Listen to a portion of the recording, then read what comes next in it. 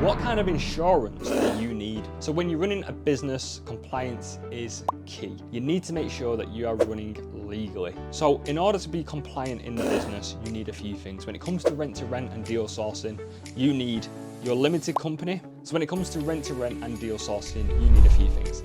You need your company, so a limited company setup.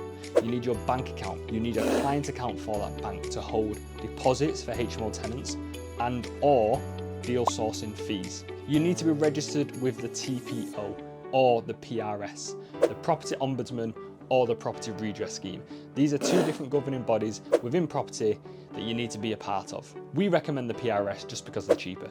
They both do the same thing, and for me, I'd rather save a bit of money. You then also need your data protection because you're going to be handling a lot of sensitive information. Tenants information, guest information, if you're selling a deal, sensitive bank information potentially, and or sensitive client information. Then when it comes to the actual insurance, you need to make sure that you have your professional indemnity and public liability insurance. These insurances will cover you no matter what you're doing in the property industry.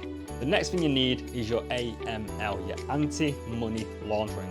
This is a big one. Few people teach that you do not need it, but let me tell you, you 100% do need it. The reason being is I've been fined for operating without it, and I'm going to publicly state that here. Now, the reason why I was operating without it is because genuinely I thought it automatically renewed, but it didn't. So I was operating for 7 months without the AML license, and I got a fine for £3,000 for operating without it. And that was for me going to them saying, I'm really sorry, I thought it automatically renewed, I'd like to renew it now. And because they backdated it, I had a £3,000 fine. Now bear in mind, the AML license is roughly between £350 and £500. It varies on what you say to them, i.e. they'll ask you questions such as, what is your expected turnover? And all this. So the more information you put in, the price can differ. It's kind of like insurance. So you need to make sure that you get your anti-money laundering license. This is for if you are selling property deals or if you are turning over more than €10,000 per month on a serviced accommodation. You do not need it for HMOs. €10,000 per month, that is turnover.